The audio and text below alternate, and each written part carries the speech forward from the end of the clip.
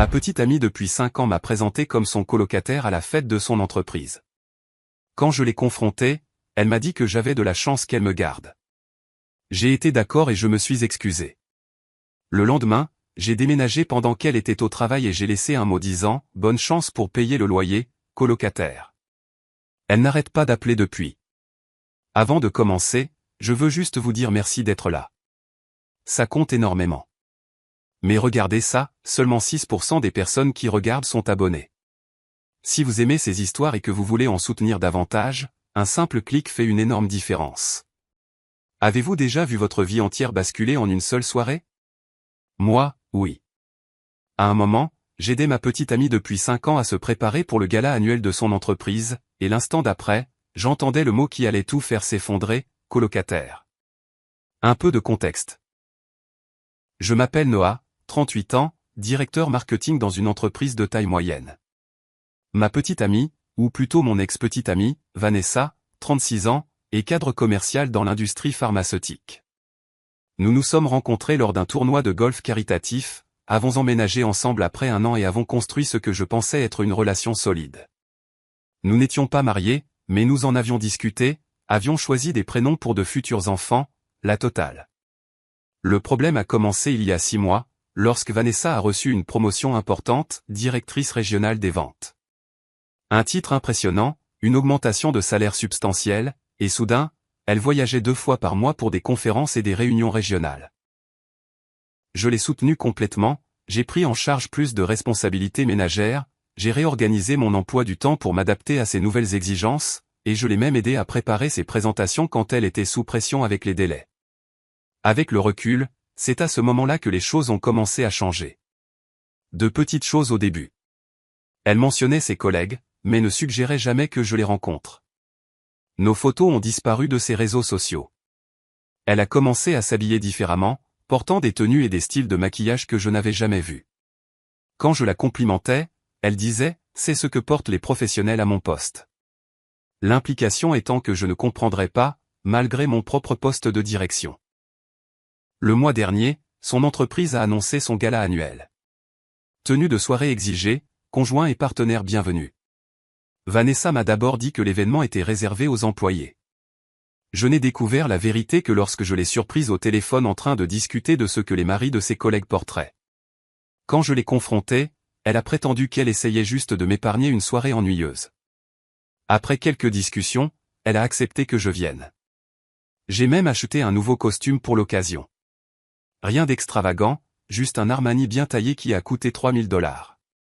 Je voulais avoir l'air à la hauteur pour sa grande soirée. Le soir du gala est arrivé.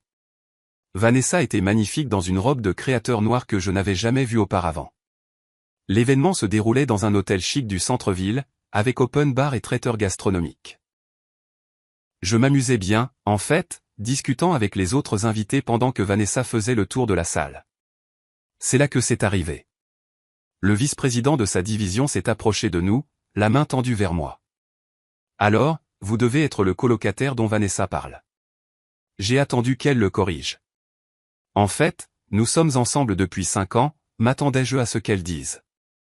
Ou, voici mon petit ami, Noah. Au lieu de ça, elle a hoché la tête. Oui, Noah et moi partageons un appartement en centre-ville. C'est tellement pratique pour les trajets. Le VP a fait la petite conversation pendant encore 1 minute avant de s'éloigner. Je suis resté là, mon verre de champagne figé à mi-chemin de mes lèvres, essayant de comprendre ce qui venait de se passer. Colocataire, ai-je murmuré une fois que nous étions seuls. Elle a haussé les épaules. Ne fais pas de scène. Graham est un homme traditionnel. Il valorise la famille et pense que les relations au travail ne sont pas professionnelles.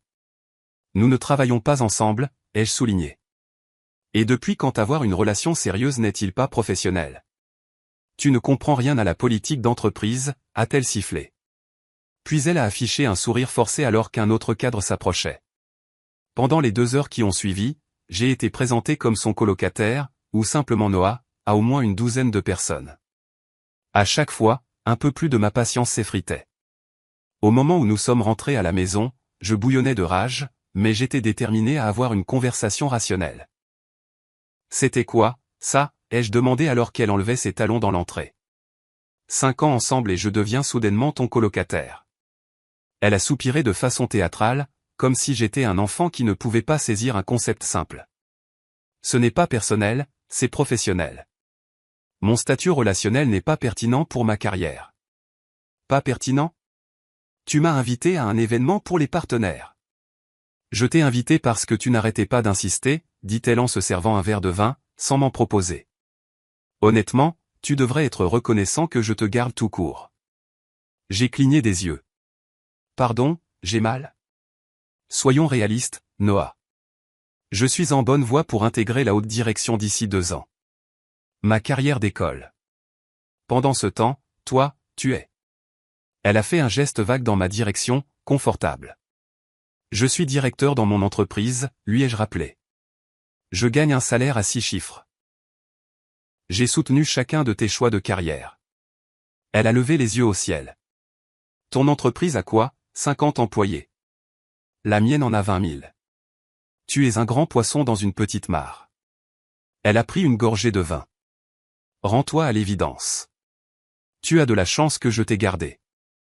La plupart des femmes dans ma position seraient déjà passées à quelqu'un de mieux. Les mots m'ont frappé comme un coup de poing. 5 ans réduits à une œuvre de charité qu'elle m'accordait. J'ai réalisé que j'avais 2 choix. Je pouvais me battre, argumenter, essayer de lui faire voir ma valeur. Ou je pouvais être d'accord. J'ai choisi la deuxième option. Tu as raison, ai-je dit calmement. Je n'ai pas apprécié ton succès à sa juste valeur. Je suis désolé. Cette capitulation soudaine l'a prise au dépourvu. Son expression est passée du mépris à la confusion, puis à la satisfaction. Eh bien, je suis content que tu comprennes. Je comprends maintenant, les jeux assurés. Ce ne sera plus un problème à l'avenir. Elle a semblé satisfaite de ma réponse. Nous sommes allés nous coucher sans autre discussion, bien que nous ayons dormi avec plus de distance entre nous que d'habitude. Elle est partie tôt le lendemain matin pour un petit déjeuner d'affaires, portant toujours les boucles d'oreilles en diamant que je lui avais offertes pour notre 4e anniversaire. Dès que sa voiture est partie, j'ai commencé à exécuter le plan que j'avais formulé pendant ma nuit blanche. D'abord, la documentation. J'ai pris des photos de tout dans notre appartement, en me concentrant sur les articles que j'avais achetés. Notre bail, qui était à nos 2 noms, mais pour lequel j'avais payé la caution. Les relevés bancaires montrant mes contributions à nos dépenses communes. Des captures d'écran de mes virements mensuels sur notre compte joint qui couvraient 70% de notre loyer et de nos charges, parce que ma petite marque d'entreprise me payait plutôt bien. Ensuite, j'ai passé des appels, à ma banque, à mon avocat, à mon patron. À midi, j'avais tout mis en branle. Puis j'ai fait mes bagages. Efficacement. Stratégiquement. J'ai pris seulement ce qui était indiscutablement à moi, vêtements, effets personnels, héritages familiaux. J'ai laissé derrière tout ce que nous avions acheté ensemble, tout ce qui pouvait être considéré comme un cadeau pour elle. J'avais en fait contacté une entreprise de déménagement la veille, pendant que Vanessa dormait, expliquant ma situation sans les détails émotionnels. J'ai besoin de déménager pendant que mon ex est au travail demain, c'est tout ce que j'ai eu besoin de dire. Ils avaient déjà entendu ça. Le supplément pour un service le lendemain était élevé, mais valait chaque centime. Les déménageurs sont arrivés à 13 h comme prévu. À 15 h, l'appartement était à moitié vide. Mon bureau, parti. Les meubles du salon que j'avais apportés de mon ancien appartement, parti. Le système de divertissement coûteux, parti. Les œuvres d'art originales que j'avais collectionnées, parti. Même le réfrigérateur et le combo laveuse-sécheuse que j'avais acheté quand nous avons emménagé, parti.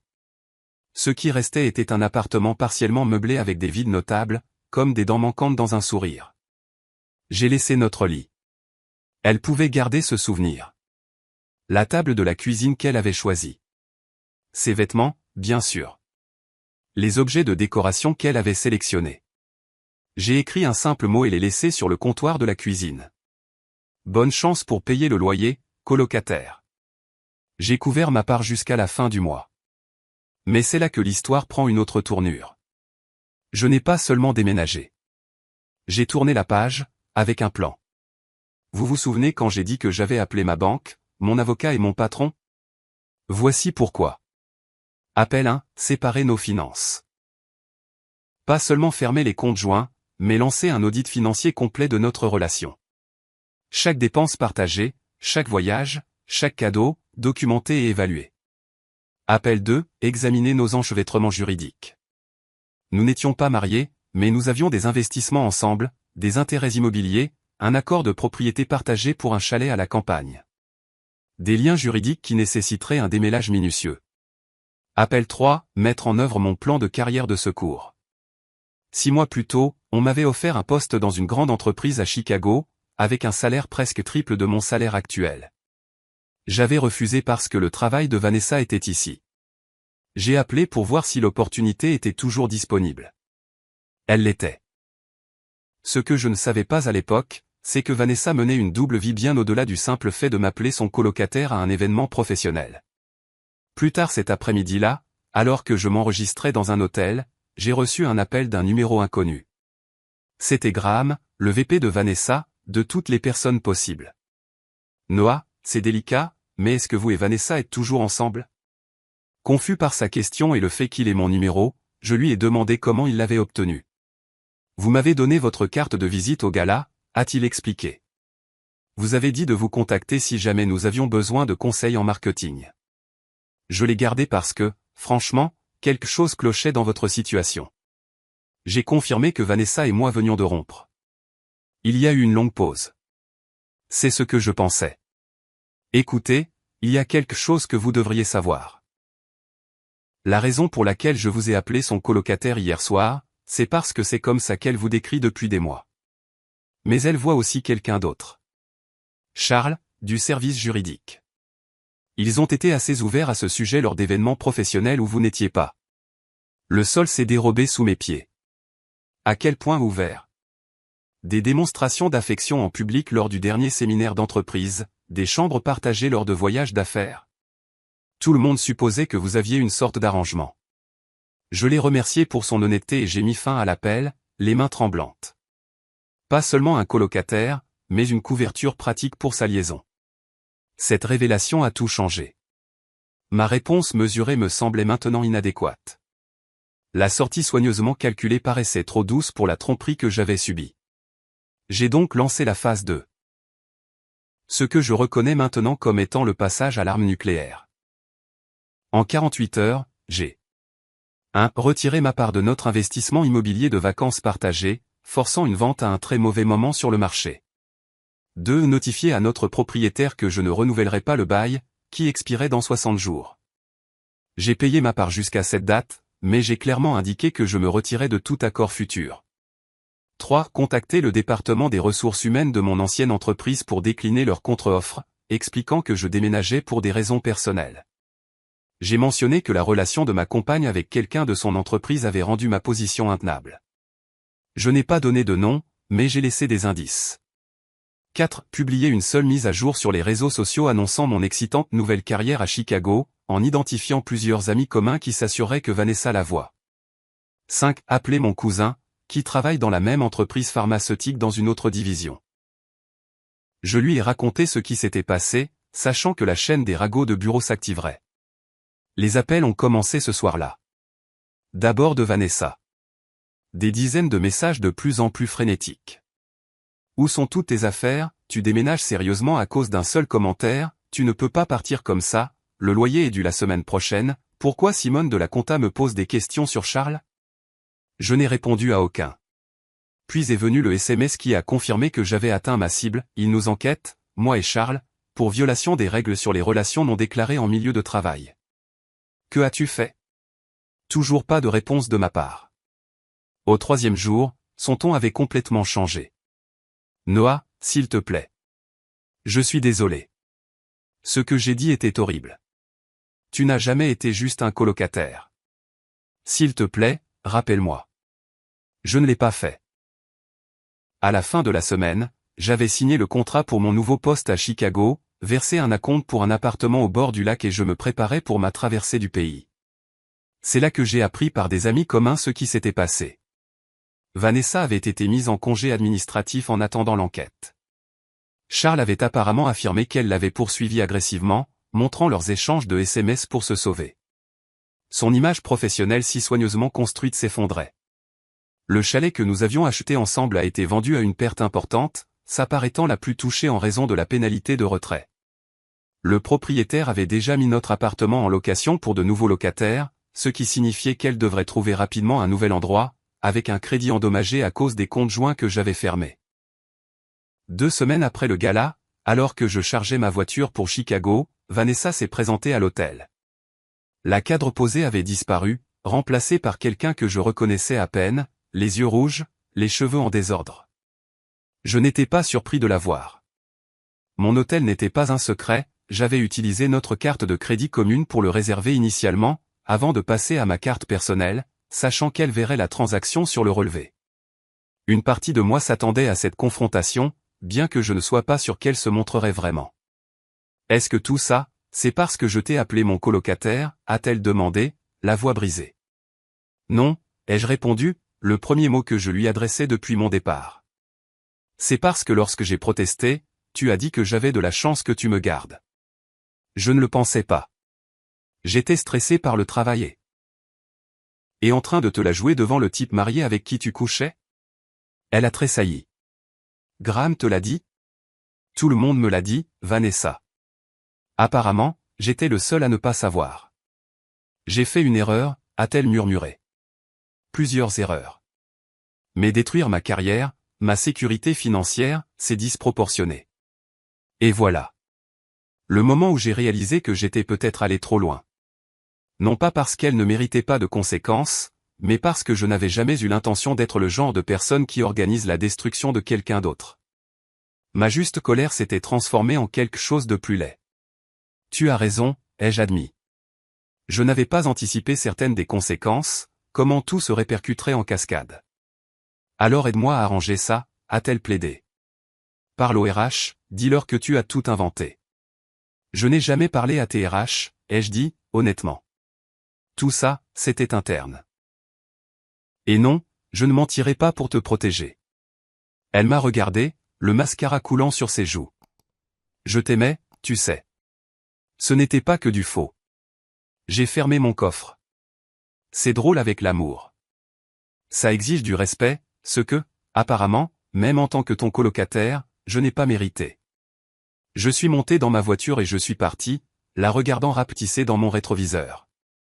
Chicago m'attendait. Un nouveau travail, un nouveau départ. Cela fait maintenant 6 mois. Ma carrière dans la plus grande entreprise a décollé. Il s'avère que mes compétences étaient commercialisables au-delà de ma petite mare.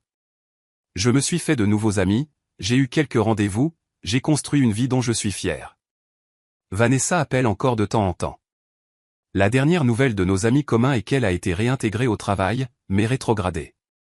Charles a été muté dans une autre division. Elle vit dans un appartement beaucoup plus petit dans un quartier moins désirable. Les vêtements de marque ont été vendus sur des sites de dépôt-vente. Parfois, je me demande si je suis allé trop loin. Si, déclenché par la trahison et l'humiliation, je suis devenu quelque chose que je n'ai jamais voulu être, vindicatif, calculateur, froid. D'autres fois, je me souviens de son visage alors qu'elle balayait 5 ans de vie commune, de la cruauté désinvolte de quelqu'un qui pensait que je devais me sentir chanceux d'être gardé. La vérité se situe quelque part entre les deux. Je n'ai pas seulement déménagé, j'ai démoli la vie qu'elle avait construite sur les fondations de notre relation. Était-ce proportionné? Probablement pas. Était-ce ce qu'elle méritait? Je n'en suis toujours pas sûr. Ce que je sais, c'est ceci, je ne serai plus jamais le colocataire de personne. Et si ce costume à $3000 m'a appris quelque chose, c'est que parfois, le prix du respect de soi est élevé, mais il vaut chaque centime. Edith, waouh, ça a explosé cette nuit. Pour répondre à quelques questions fréquentes. 1. Oui, je regrette jusqu'où les choses sont allées. Mon intention était de partir avec dignité, pas de torpiller toute sa vie. Certaines conséquences étaient des résultats naturels de notre séparation, d'autres provenaient de la révélation de ses propres actions. 2. Non, je ne l'ai pas signalé directement au RH. J'ai mentionné la situation à mon propre service RH en déclinant leur contre-offre, et séparément, j'ai raconté ce qui s'était passé à mon cousin. L'enquête de l'entreprise a résulté des ragots internes, pas de ma plainte formelle. 3. Pour ceux qui disent que j'aurais dû simplement lui parler, j'ai essayé. Sa réponse a été de me dire que je devais être reconnaissant qu'elle me garde. Cela a fermé la porte à toute autre conversation. 4. Certains ont demandé si j'avais trouvé quelqu'un de nouveau. J'ai eu des rendez-vous, mais je prends mon temps. La confiance ne vient pas facilement après quelque chose comme ça. Mise à jour 3 mois plus tard. La vie continue de s'améliorer à Chicago. L'entreprise m'a promu après que j'ai ramené 2 clients majeurs. J'ai commencé à voir quelqu'un, une avocate d'affaires qui me présente comme son petit ami sans hésitation. La vie de Vanessa s'est quelque peu stabilisée. Par des amis communs, j'ai entendu dire qu'elle a vu un thérapeute et travaille sur son développement personnel. Elle m'a envoyé un long email s'excusant sans chercher d'excuses. J'ai apprécié, mais je n'ai pas répondu. Certains chapitres sont mieux laissés fermés. Le chalet s'est finalement vendu après des mois sur le marché. Mon avocat a tout géré, répartissant les bénéfices selon notre investissement initial. C'était moins que ce que nous espérions tous les deux, mais c'était juste. Avec le recul, je réalise que nous avons tous les deux causé des dommages. Elle avec sa trahison, moi avec ma réponse. La différence, c'est que je peux reconnaître ma part. C'est de la croissance, je suppose. Pour ceux qui se demandent si la vengeance fait du bien, pas vraiment. On ressent un vide une fois que la satisfaction initiale s'estompe. Ce qui fait du bien, c'est de se reconstruire, d'aller de l'avant et de réaliser que sa propre valeur ne dépendait pas, depuis le début, de la validation de quelqu'un d'autre. Si cette histoire vous a plu, n'oubliez pas de vous abonner et de laisser un petit commentaire. On adore lire vos réactions et vos expériences.